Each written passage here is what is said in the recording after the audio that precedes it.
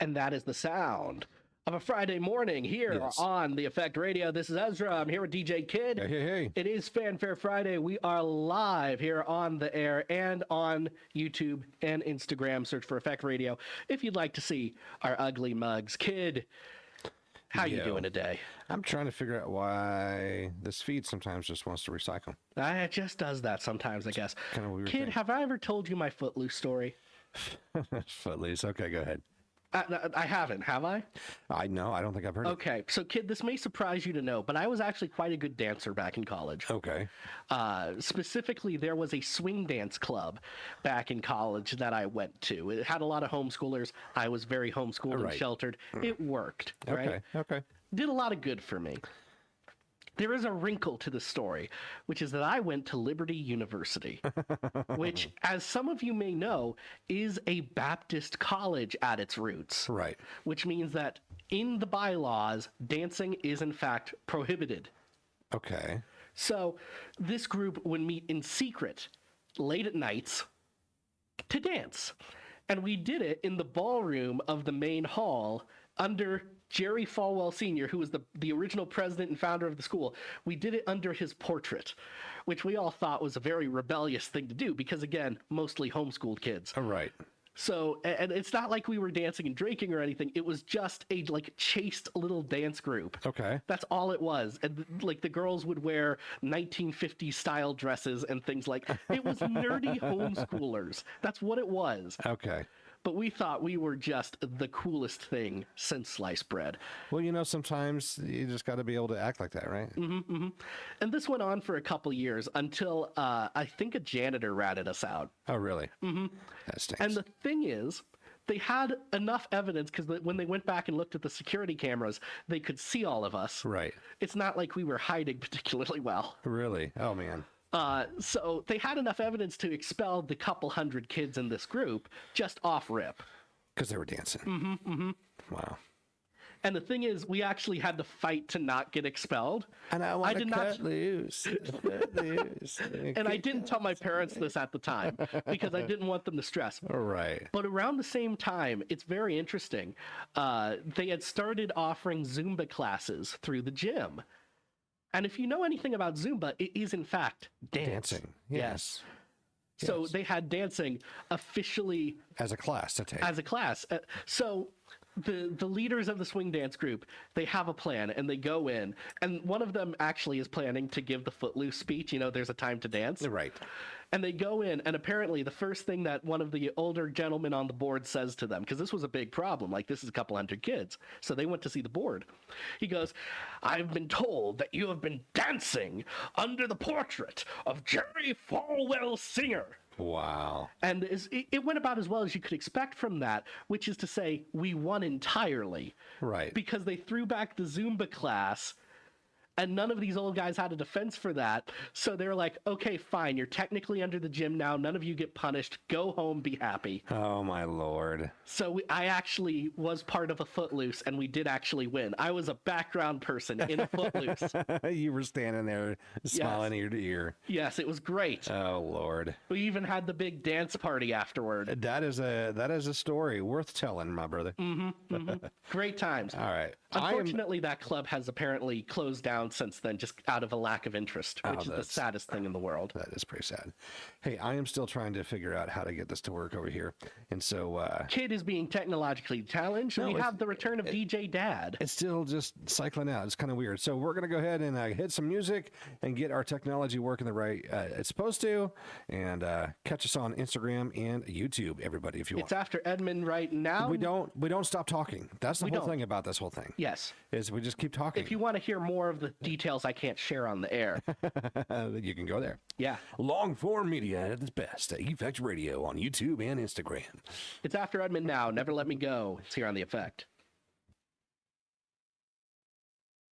And then it stops. I think I know what's going on, which is Instagram can be a little finicky sometimes because it's live and it's receiving the video. But if I don't tab over to it, it doesn't work quite right. Okay. Because I can see from my software where I'm sending the right stuff. Yeah, so I'll close it out. I'm going to close out the whole program again anyway. And I'm seeing it on my tab that is sending the right stuff. So maybe you need to refresh. I'm refreshing. I just exited out the program, but just refreshed again. Maybe they're just having trouble on their end. So dumb. Yeah. Sorry, Instagram people, but that's what YouTube is for. Hello, Jason. Yeah, it's frozen. Yeah. All right, and then we're back to that. I don't know what's going on with it. I couldn't tell you. Stupid Instagram. Yeah. Instagram is probably broken because Facebook. You're so right, Jason. It's all meta. Facebook is awful. It's all meta. Mm-hmm. So yes, some of the details I couldn't share on the air. So you have said that story before. I have? Yeah. I think at the beginning of Fanfare Friday when we were getting this going last year. But still, like, it's a great story. I love it, you know. Yeah. Worth repeating for the new people. Yeah, it is. Because I want to cut loose. We did play Footloose and everything, yeah. Turns out you can do some wonderful swing dancing to that song. Right? I believe it. Yeah. Very fun stuff. But actually, so because it became official, we actually were able to throw a tournament. And it was mostly the kids at the college. That's a very long sip of coffee. It was mostly the kids at the college. Because it's hot. Yeah. Who were participating in the competition. But a couple of like actual pros did swing by. And jumped in, huh? Yeah. And that's always fun when that happens.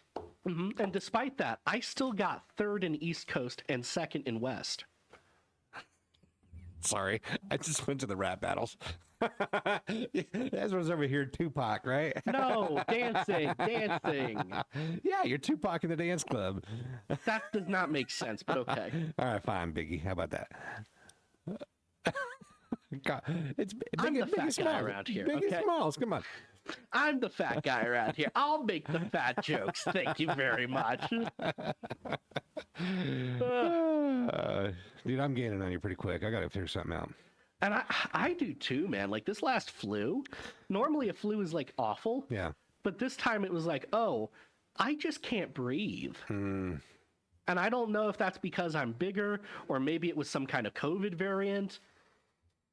But that's the first time I've ever had that happen. The fires are blowing in pretty hard this last week. The fires, yeah, there is a lot of smoke coming in too. Yeah. And maybe it's just because I'm not as young as I was. I ain't as young as I once was. Sorry. I'm as good once as I ever was. All these drops today. I'm going to get fired. I need some more of that. I didn't have any bean juice this morning. No, me and Ryan were talking about Jimmy Buffett the last week. It's okay. I know you were. But all right, hey guys. Yeah. Go for it. Yeah, I just lost what I was going to say because I'm struggling this morning. This wasn't cutting it. That's going to be for later. I'd love some Powerade right now. I could like bust through a wall for some Powerade. Sorry. Oh yeah. That was the joke that got him, I guess.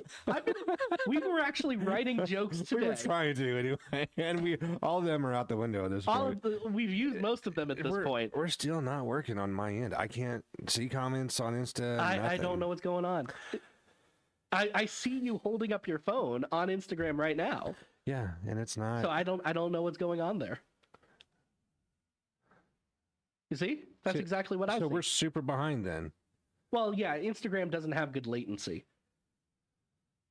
Let me move by. All right. Latency is a fancy word that means how long it's delayed before you guys see it. YouTube has the good latency. You know, if you want to talk to us, YouTube's the best place to be. Go to YouTube. I didn't put a Facebook post. I forgot to do that. Do you want to do that? I just got Insta working. I don't want to get rid of it. Get on your phone and do it. I got 2 minutes. I can roll over here and put up a Facebook post. All right. Yeah, this bean juice, man, it's got to kick in hard. Now you have to be entertaining while I'm over. So I've got a former the former wife calls me out of the blue 3 weeks ago. Says, hey, would you be willing to do some sound work over where she works? So she works at this it's kind of a family place, but it's got a bar in it, and they do a lot of music and stuff like that. But they have like a barbecue shop and pizza shop and sushi shop all up in this thing. And I guess there was a guy in there 3 weeks ago that ran the sound, and I don't know how much you know about volumes and how it can affect people, but he ran the sound that night at 130 decibels is what they're telling Lord. me. They blew a breaker and they blew a tweeter in brand new JBL line array speakers. I mean, that's lawsuit territory. That'll make you straight sick. That could be classified as assault. You know, and the city, they don't want them to go over 105. You know, so it's like 110 is really it. But, you know, as a sound professional, you want to stay within reason of that. And so she calls me up. She's like, look, yeah, okay, you know, you're like the best sound guy that I've ever known. So you want to come out and help me out with this? I'm like, well, thanks for thinking of me professionally like that. I do appreciate that. You know, you at least give me credit where credit's due. 20 seconds. And she's like, I mean, I did live with you. We do know how each other works here. I'm like, okay, we'll finish the story up on air. Okay, because that's a good cliffhanger. Truth is a liar. That was Allison Ide, Liar, here on The Effect. And All right. Kidd, you were in the middle of a story about some sound going to probably criminal levels. Yes. So if anybody out there knows how sound production works, 130 is actually like that's one, obviously ear piercing, and two, it's make you sick kind of day. Yeah. 130 could be considered assault, depending on your criminal code. And so if you're playing it that loud at a family establishment, it's a bad deal. So my ex called me up, says, hey, you're the best sound guy that I've known. I know that you're not gonna mess this up. Can you come in here and fix what we have going on? And I'm like, okay, yeah, cool. So, you know, we talked, we arranged prices, the whole bit, you know, it's a full on, not a scratch your back thing. It's a paid gig. And so I went in last week and dialed some stuff up and put a lock on the system so people can't mess it up. and her boss are like, oh my gosh, thank you so much. Because they, not only did they go to 130, they blew a breaker, and the breaker like fried it, like, you know, like hot boxed it. So they had to replace a breaker. You know, it wasn't just popped. It was gone. And then they blew the tweeter and part of the speaker coil on a brand new JBL line array speaker that they had just gotten. And, like, major damage. Yeah. You know, and major damage. Definitely not worth the $500 that they were paying him to run sound for that show. Yeah, that's. No, I'm sitting there going, I'd love to be able to have $500, but I don't charge that for a 2-hour gig, and it's just, you know, it's just what it is. Most people don't. Well, you know, there was a DJ back home. He did like half the weddings in the county, and we do a lot of weddings back home. Right. And I don't think he, like, for the weddings, I think he would charge max $1,000, $2,000. Yeah. So I've done weddings around here, and for anything else, he would barely go above 200. Depending on, like, lowest I've gone is $750, and generally it's about $1,200 to $1,500, depending on the gear you need or how long you're going to be there. You know, do you need me to run the microphones for the actual wedding ceremony? Like, how much DJing are you doing? Yeah. Am I sound guy for this thing, or am I just the DJ for this thing? And I will say, I love when a wedding has terrible sound production. Gosh. It's one of the funniest things to me. It bugs me so much. And I don't, this is funny. My mother will attest to this. TJ Mack, too, if we get him on the air, he'd attest to this. When I was younger, I refused to wear ties because I hated weddings and funerals. And I told my parents, like, every time Did you just think wearing a tie increased your chances of being invited to a wedding? Well, no. I just hated ties in general. Like, I was Tom Sawyer, you know, Huckleberry Finn. Okay. And straight up, like, you put a tie on me, I'm gonna rip it off. I didn't like it. And even those little clip-ons, like, no, it's coming off, bro. You know, my aunt's wedding, you know, I'm trying to get it off of me as fast as I could, you know. Anyway, so my whole thing's been, I only wear ties for weddings and funerals now, right? And even now I don't. And even now I don't. But don't invite Kidd to my wedding or funeral. It doesn't matter. Or funeral. I've been to a lot though lately, and yeah, it's just one of those things. I just have this certain style, this certain thing that I do, and You know, I've been called, you've got the look of an Irish bouncer. You know, do. Because That's accurate. I wear the Henleys, I wear the long sleeves when it's cooler outside, you know, and you know, I'm a little bit thicker, you know, and so I try to be friendly, but it's like You wear the little Irish newsboys hat. You look like you're about to go on strike in New York against a boss's guy who galley. prints newspapers. Hey, you know what? It's the punk rock in me, I guess you could say. Yeah. You know, but And that day will start. no. I don't know what's funnier. The fact that you knew the musical I was referring to, I or did. the fact that it honestly embarrassed you. I actually watched that musical on New Year's Day when it came out, or New Year's Eve when it came out in theater a couple years ago. It was re-released in our local theater. And so I went like New Year's Eve and watched it like that's midnight. fun. It was crazy. It was stupid, but it was crazy. We'll talk about our opinions about that here in a moment. Online, you don't get that on the air because what you get right now is Matthew Parker with Bloodstream. It's here on The Effect. This is Ezra. DJ Kidd. All right. Yeah. But before I do have a joke for you. Kid, what happens when you rub ketchup in your eyes? What? You get 20/20 hindsight. Oh my lord. I didn't say it was a good one. No. Newsies. So like the moral of, if correct me if I'm wrong, but the moral of that play was, I'm a 12-year-old child. I would like to be paid more. Hey, it's I'm gonna say it. It's like the WNBA. You said it this time, not me. Yeah. Sorry, ladies and gentlemen. I think I've shared this before, but I've like worked a bunch of high-level sports yes, games. You have, yes. Like high-level college at least. And out of all of them, I enjoyed lacrosse. Women's tennis is pretty fun. Women's lacrosse, also pretty good action there. Right. Even women's hockey is not too bad. Okay. Women's basketball is the most boring, insufferable thing I've ever had to work. It is pretty grotesque. It would put people to sleep in the control room, Yes. and they would just like, no one was even getting mad about it, even though it was technically D1 women's college basketball, I know. It's because hard. everyone was like, I can't believe you're awake. So there's an article came out about Caitlin Clark, the latest heartthrob of the WNBA. Yes. Came out today. Says she's been out with a groin injury for X amount of time now, and it's probably not a groin injury. It's probably just an excuse of the fact that she is undergoing a mental and emotional strain due to all of the fame and all of the negativity that's Which been I thrown can at get her. that. And the article, it was Jason Whitlock, sports writer. Yeah. He says, look, like I'm not trying to be sexist here or anything like that. He's like, but look, like men and women handle this kind of stress differently.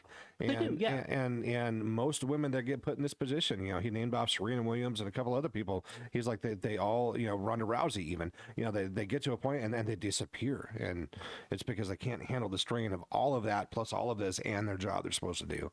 And I get that. And so he's like, I'm willing to bet that it's not really even a groin injury. It's a mental. I've seen Whitlock be correct too many times to doubt him on this. Right. And so I bet you're surprised I even know who that is. I am happy you know who that is. Yeah, I don't have to explain him. I only know him from his football writings, but I know that he's a sports writer in general. So, you know, he looks at everything. But yeah, I don't know. I don't even know where we got. Yeah. No clue. Zero idea. Oh, yeah. 12-year-old boy who wants paid more for the Newsies. That's what it was. And then I hijacked you. I was going to say something about unions, but like, I like making fun of the WNBA more, I'll be honest. Thoughts, anybody on YouTube and Instagram? It's probably one of my meaner instincts. Yeah. I can be kind of mean. My wife says so sometimes too. She's like, what the heck was his problem today? I'm like, what? It was a great show. No, he was kind of a jerk. I'm like, all right, well, I mean, if you see Well, it, not to you. you know. I'm not being a jerk to you, kid. No, you're not. I'm fine. I like working with you. I think it's great. No. I think it's great. Now, couple of times with you and Ryan, it's like, whoa, there's tension you can cut with a knife right now. But that's just, personalities are personalities. Sometimes humor doesn't match, Right. It's just the way it is. Like, I'll make a joke with you and you'll love it. I'll make the same joke with Ryan and he'll be concerned that I'm mad at him. Right, exactly. And that's not a dig on Ryan. That might be more of a dig on you for letting me be mean to you. Well, dude, it's radio. I mean, come on. We're going to laugh and slap each other's backs when we get off this thing. I mean, the most popular radio right now is Brook and Jubal. Right. You've seen Brook and Jubal? I know about Brook and Jubal. And how they'll call people up for the second date update? Yep. And I will say, practical jokes and stuff like that. We need a second date update kind of bit. I would love to do that. Because... Go get a date, Ezra. Okay, shots fired. No, but see, I would kind of like to be By the way, that was 30 points from me. Yeah, it was. I'd kind of like to be like the Dave Ramsey of dating advice. Okay. Which is just someone calls in and they go, well, you see, I've been dating this girl for 3 years now, and I don't know if I want to marry her. and I would immediately cut in with, well, are you gonna or not? Right. Like this, I don't know. Why don't you know? What is these people drive me insane? What is causing this skip in your mind? Yeah. What's the way that they drink water? What? Pick a side of the fence here. Oh Lordy! Those people drive me absolutely insane. Yeah, the ones that are test driving a car for 10 years. Yeah. Like I've got a friend right now who is dating this guy. He's a fine guy. I've met him. Yeah. Right. Friend from back home, so I don't get to see her very often. Mm-hmm. But I've met the guy. He's a fine guy. Due to some unfortunate circumstances where he was temporarily homeless, they live together, which is not a great situation. It happens. But here's my thing, right? They've talked about getting married.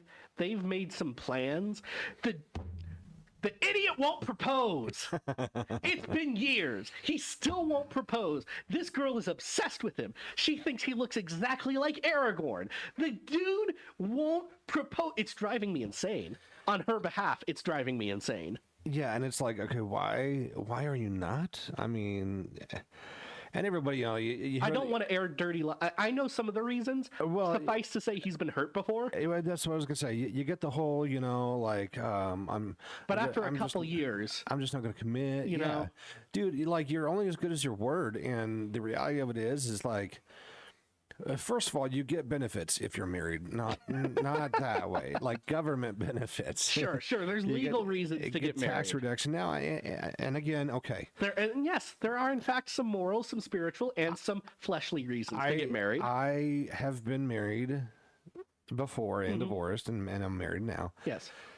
I gotta say, which I will say, you're the one person in my life that makes me want to delete Tinder from my phone. Just seeing what you've had to go through. Thank you. Well, I met my wife on Facebook dating, believe it or not. I believe it. Yeah, Mrs. Kidd, we met on Facebook dating. And the thing is, okay, when you're young and dumb, I get it. Some people are scared to get married because they're just worried about things, and and things happen, and it is what it is. But the reality of it is like my ex and I. If we can just, 20 seconds, lay some pride down, we could be good friends again. However, Mrs. Kidd now is an amazing woman, and it showed me a different side of a marriage relationship that I've never seen before. Yeah. I'll have some sterner words, I think, on the other side of Behold the Beloved here. They're Artist of the Month, right? BTB? Okay. That was Behold the Beloved. Artist of the Month. Here awesome. on The Effect. We've got an interview coming up with them at some point. Yeah, we had one, but then everyone had the flu, so we had to reschedule. It was a whole thing. But we're going to get them. We're going to get them. I need to write questions still. Yeah. But so me and Kid over the break were talking about people who prolong engagements way too long or prolong a dating relationship. And here's my thing, right? Most people say it's about money. Mm-hmm. And true, a lot of my generation has money problems, Right. because boomers broke generational money flow by spending it all on themselves. Right. I'm looking at you boomers who have spent everything on your train collection and left nothing to your kids. All right, I'm just coming for everybody today. But Well, the reality is, your kids got to work too. Get it done. they got to work too, but there's a generational gap there that has broken a lot of things. Yeah. Beside the point, though, money is not a good reason not to get married. Right. Because when you two are on the same page and working together, you will make more money than you ever have in your life. It's a teamwork. It's team junction. Yeah. All right. If I had a good gal at home supporting me, and I didn't have to do everything myself, Right. I could do a side hustle. I could do a second job. Something. Right. I could make more money. Well, it's kind of like, where I'm at. So, but before I got married to Mrs. Kidd, I was working 3 jobs, almost a fourth. I almost went for a fourth. Well, being married to Mrs. Kidd, she makes twice as much as I do. Just how it happened. Yeah. Yeah, and so it's like, it wore on me pretty hard because I came from 20 years of providing for my entire family, and it was very difficult. However, Mrs. Kidd and I together financially, it's like, okay, we can actually make this work. Like, she's been gone almost the whole month taking care of her sick best friend, and the only way we can do that is because of the fact that the job she has. Yeah. Because my bills or my income barely cover the bill. Some of the bills we have, like it barely touches it. Just the nature of the world. Yeah, and so But money is a terrible reason not to get married. terrible reason to get married. Also, the other part, the benefit of physicality, a lot of people bring that into play. And Yes, it's like, there are legal benefits, financial benefits, moral benefits, and yes, fleshly benefits to marriage. right. Well, you can't get married just for that either, because that'll go If you're away. getting married for only one of any of those 4, or Yes. even just only 2, the marriage won't work. At all. You need all 4, which is a thing I think the church isn't really used to saying, is that you need all 4. Right. Sorry, AJ's texting me. No, but I get really upset with people who go on with these engagements of like 2 or 3 years. The reality is, the Bible tells us, let your yes be yes and your no be no, and there's a reason for that, and Yeah. and that the husband should lead. And so, if you're a man in a relationship that's over here like, well, maybe not, I don't know, this is comfortable, dude, you can't be comfortable. Marriage isn't comfortable anyway. So get out of the relationship, because you're just, first of all, at that place, I'm going to say it directly, you're using somebody's wife. Right, totally direct, and then 2, you're totally showing her that you're completely like Spineless. Right, you're you're unable. There we go. You're unable to make a decision and stand on that decision, letting your yes be yes, your no be no. There is another side to this where women do need to take responsibility, where women are sometimes helping to create a situation where men don't even want to touch this stuff. Right. Right. Well, and honestly, it's in both realms. The hard part is socially right now, we just see a lot of that from the men, but it's in both realms. I'll give credit to that. Yeah. In general, we don't have the song in, right? Go ahead and put Lemonade on for him. We'll do that. Sorry, me and Kid are also communicating non-verbally. We're able to multitask here. Yes. So, but yeah, no, it's socially right now, people are avoiding marriage in general, both men and women. Because, financial issues, and 2, really the moral decay in the world that we've had, and our younger kids are seeing it. They're starting, they're starting to call things, like a spade. Like, this is just ridiculous. Yeah, it's untenable. Yeah, and so why should I go out and looking for something that's just going to get me in trouble later? And you guys see people like me, where I came out of a 15-year marriage I thought was wonderful and golden, and turned out that it definitely wasn't. And it's like, You didn't know there was something better that you could have. well, not just that, but I mean, like, people change. They do. And you can't control the way that people change. And so, You know what I can control, Kid? you can control music. Yes. Our next song, it's Lemonade, Forrest Frank, here on The It's Effect. going out to David Fisk. We didn't have drop in the library, so you get Lemonade. That's just how the cookie crumbles sometimes. The cookie crumbles. Oh, I love that one. Yeah. So Jason on YouTube suggesting that maybe my friend should just propose to her boyfriend, since they've had these talks and they've made some plans and he just hasn't proposed yet. Look, at this point in time, you can even skip the proposal. Let's just go straight down and get it done. That's where I'm at, except I want to go to her wedding. Okay. But no, they could elope right now and just have a ceremony in a couple months, and I would be completely happy. And it's just like, because they are good, like it's a good relationship, and they are good together, Yeah. as far as I'm aware. Because, you know, they're a couple thousand miles away. Maybe there's stuff I don't know. Right. But also, she might be watching, so hi. She is my friend, so hi. No, you're good. You're good. And I've had this conversation with her directly. DJ So don't Dad worry, came I'm out. not saying anything that I wouldn't say to her. DJ Dad came out. Yeah, that's just what it is. And it's just one of those things. But generally speaking, Jason, I don't think women should propose. I don't either. Because that puts the man in a weird position where for the rest of his life he's going to wonder whether or not he's actually leading this thing. Mm-hmm. And I know that sounds weird, and I know you may not get that logic exactly. Yeah. No, I see it though, and I've experienced some of that. Yeah. I mean, gosh, Mrs. Kidd and I both played with each other in that aspect, you know. Mm-hmm. But I did propose. It's an agency thing where a guy wants to be the head of the house, even if he's never been taught this. He wants to be the head. Yeah. And if you take away that ability from him it's innately human. Yeah. For a man to lead his family. And a woman wants to be led, even if she doesn't realize it. Yeah. And I know that might sound sexist, but get over yourselves. I'm not. You're the one ascribing a higher moral value to leading than being led. Right. When we are the church and thus the bride of Christ, and we're all supposed to be led by Christ, and thus it is our moral duty to be led. Yeah. But you're the one ascribing more morality to leading. That's not on me. That's on you. Check your own privilege. Ezra's preaching. Way to go with it. But you can't take away a man's ability to do that. If you do, the whole thing just stops working. What do you got for me? Well, hot off the press, new Hawaii design. Oh, for Effect Radio. We got some new merch going. AJ says that she knows that I don't like tie dye. But she does. I could do some tie dye. Is that even a new design? I do this. You know, I thought we had that. It's. Or am I thinking of this? Yeah, it's slightly different. Okay. But yeah, it is what it is. Let's see. I think we'll come back after Cutlass here, so we'll give ourselves another couple minutes. Yeah. Anyway, enough marriage talk. Yeah, I know, right? I just get annoyed because I'm not. Let's be really honest what that conversation was. It's me being jealous. Sorry, bro. It is what it is. Yeah, and here I am married twice, you know.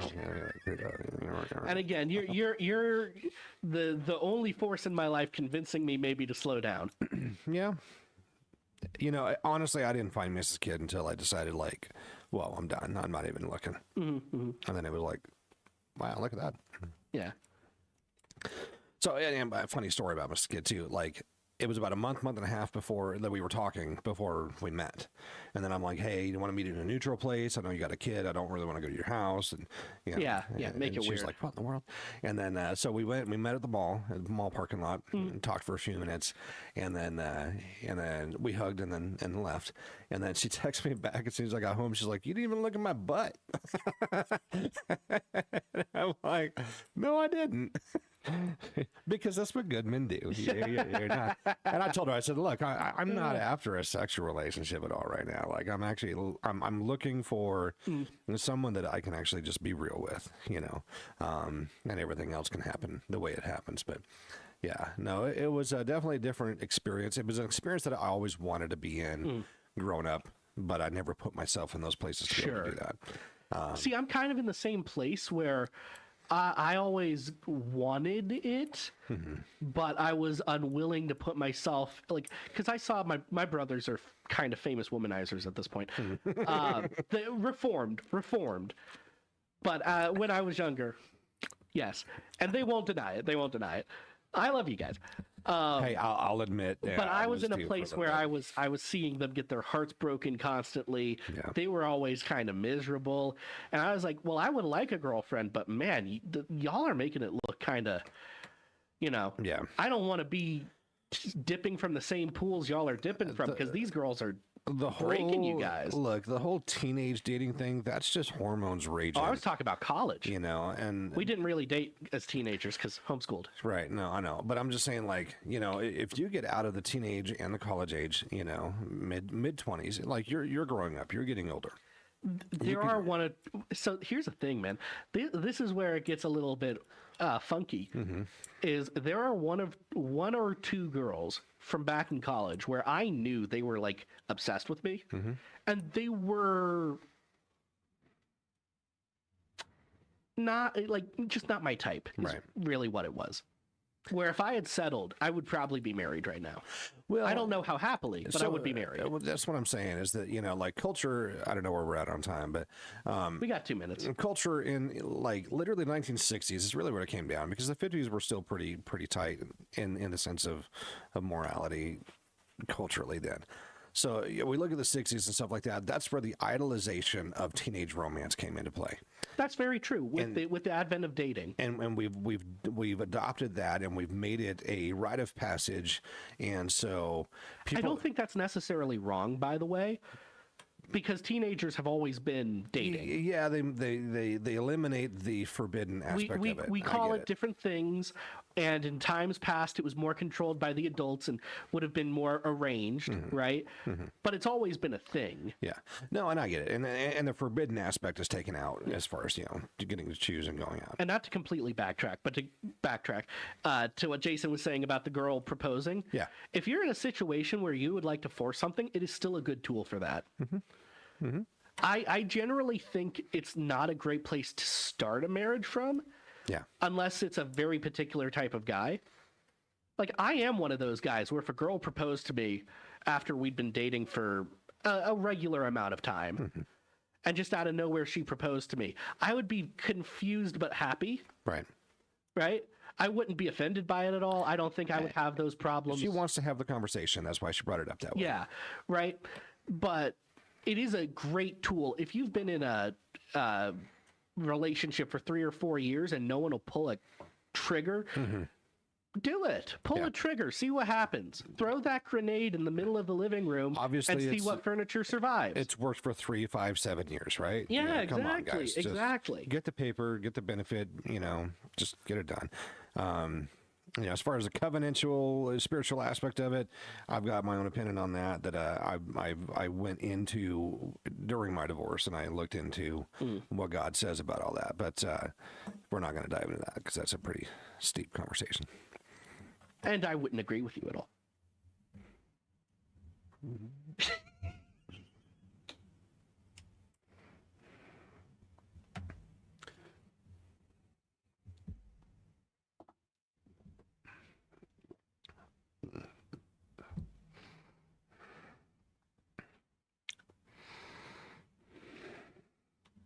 That was Cutlass Midnight here on the brand new album.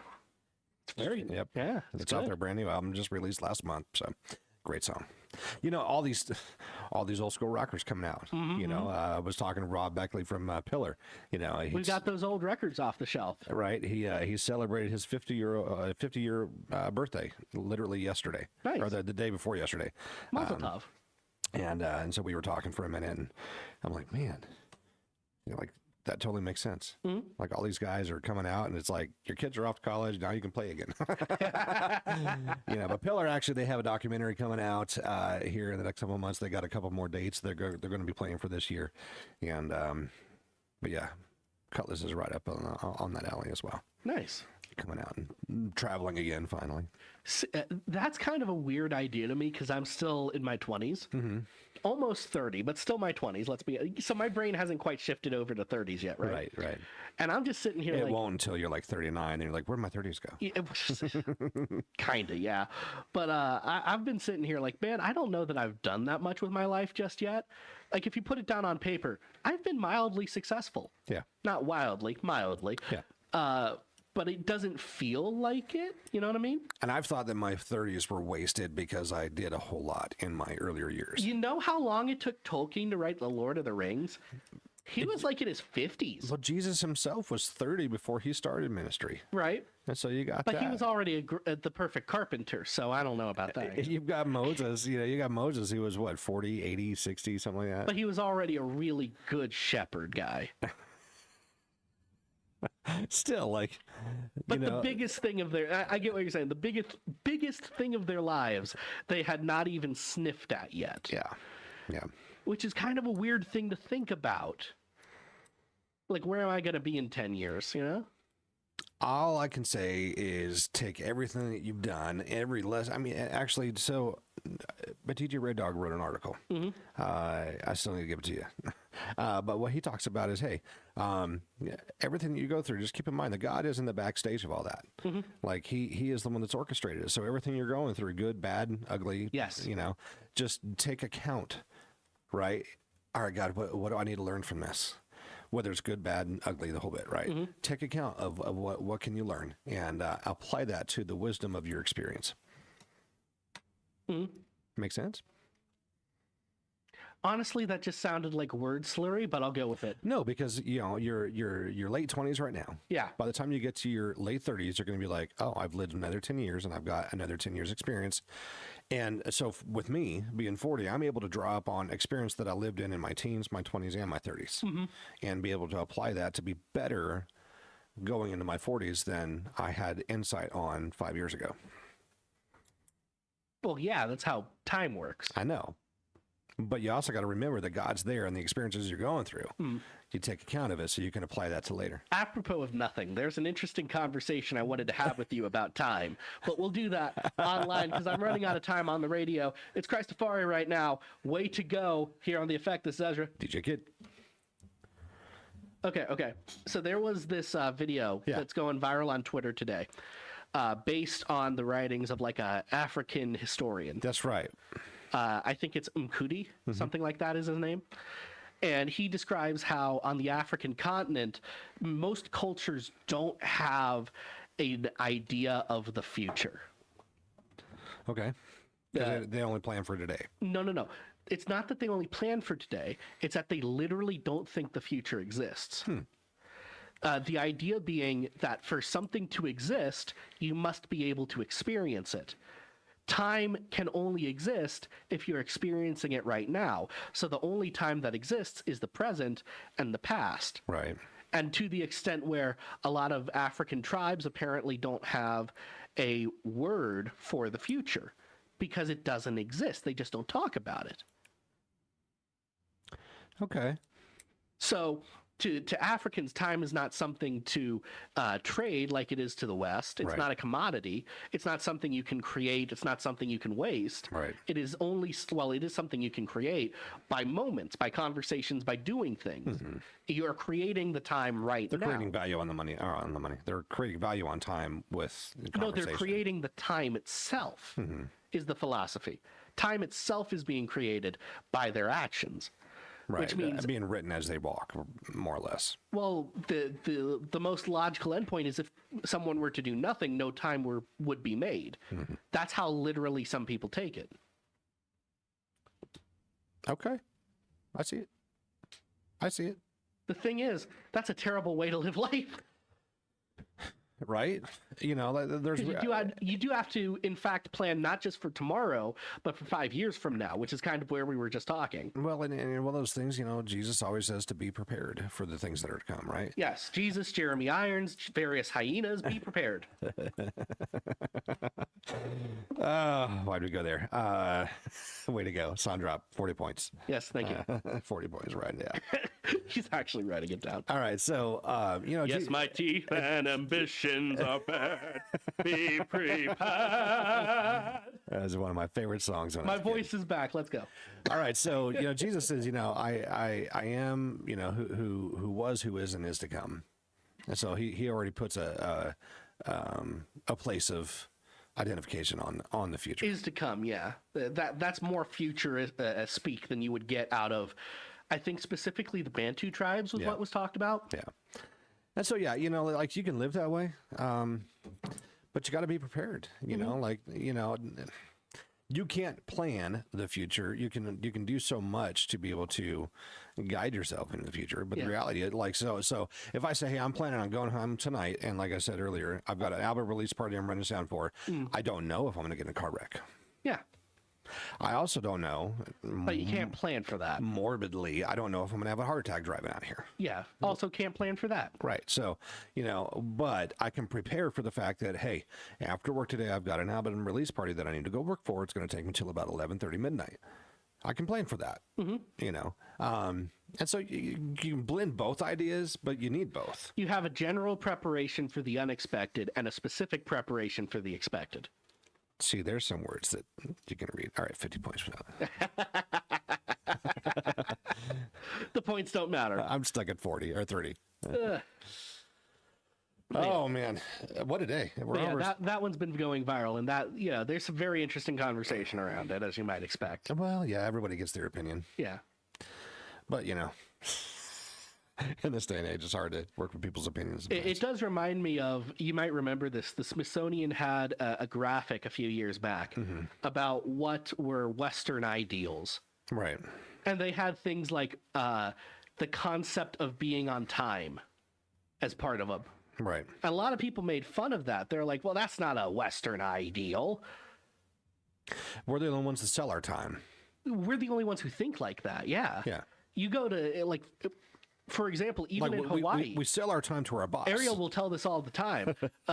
In Hawaii, it's called Hawaii time. You say you're going to be there at 5, you could be there at 7. Right. You show up when you show up. Not to say it's not part of the West, but like even in the West, there are some variations on that are a little loose. Yeah.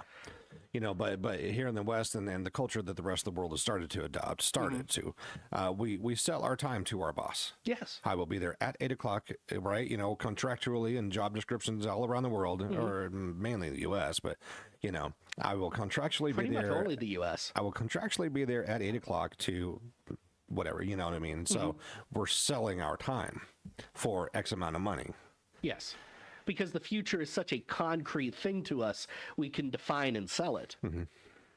Yeah, if I can work this hard, this long for this much, then I can afford to be able to go out and make this purchase. And I will say, I'm pretty sure that concreteness of time is a biblical value.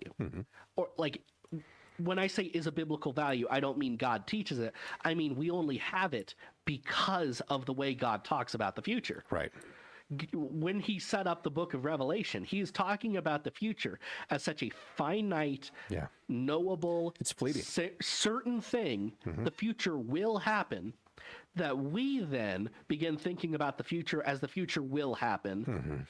And we get to a point where our futures are so certain, and we're able to cut them up. Don't think the future will happen in 200 years. Yeah. Because the future can happen tomorrow. Like what's said in churches all around the world. Jesus could come back tomorrow. Yes. Now we have signs and all that stuff that we look at, but the reality of it is just that, like, you don't know. And so yes, we have to be prepared, right, and do our due diligence. Don't worry, I had a worse flub earlier. and do the work of the kingdom while we're here, and be stewards of that time. Yeah. Anyway.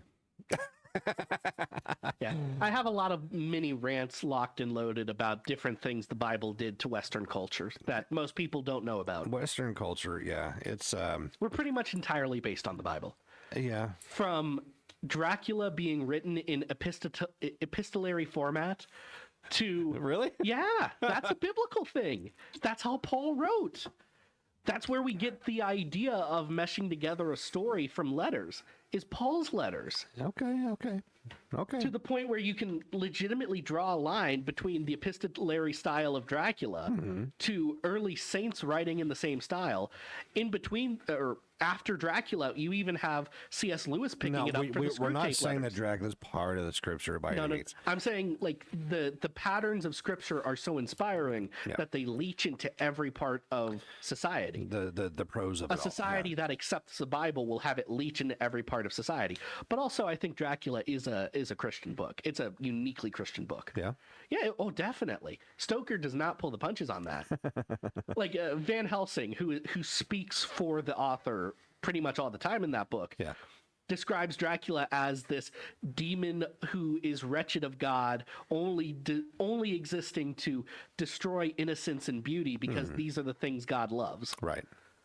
Like it's, Makes sense. It's just a Christian book. Yeah. More Catholic than anything else. I would say more Catholic, but yeah. But like they give the Anglicans their due in that book. They even give the Americans their due. The greatest hero of the book is a Texan. I don't know if you know this. I didn't know. You've never read Dracula? I know all about Dracula, but I haven't read the books now.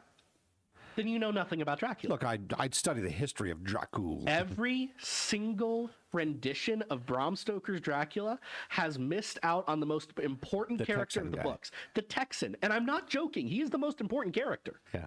Without him, Dracula doesn't get killed. Well, there's that, right? And he uses a stick, right? No, he uses a Winchester revolving rifle. I know, I'm just playing with you. But he does use a stick at one point. Here we go. I could go on about Dracula for hours. It's a fantastic book.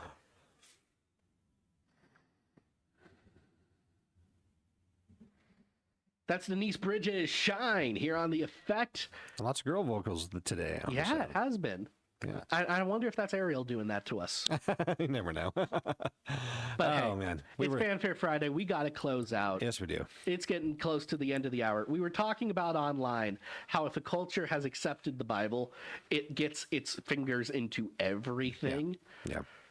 And America shows just how easy it is to strip it out, too. I'd say that's the opposite of that. As far as culture goes. Now, the enemies, interpersonally, we all still know. The enemies of the gospel have been trying to strip the Bible out of America since its founding.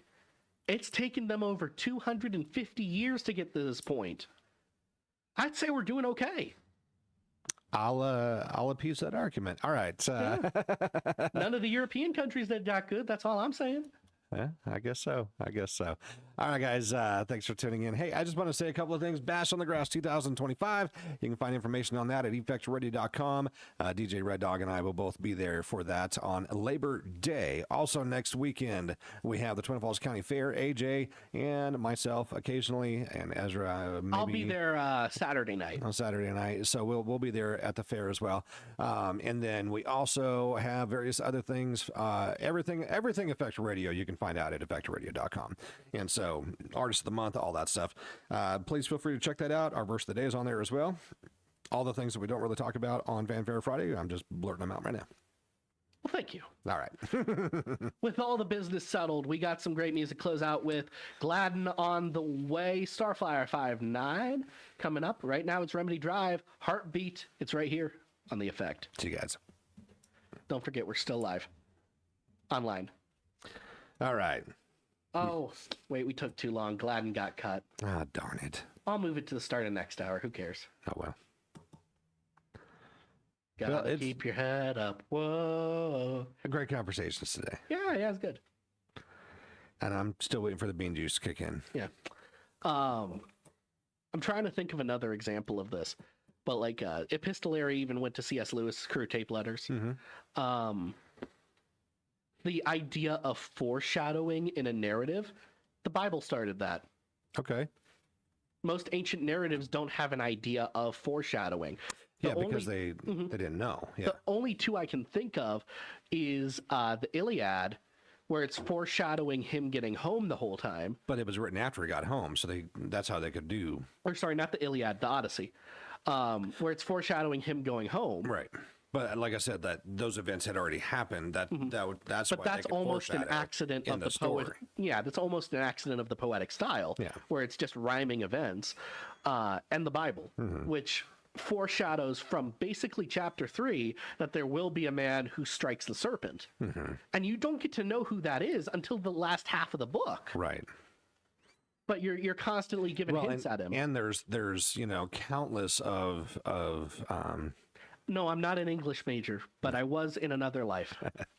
There's countless of we'll just say the word, there's countless of prophecies that intermingle and prove the foreshadowing that is to come. Yes. And that's not found in any book. Specifically as a literary device, foreshadowing is specific to the Bible in ancient texts.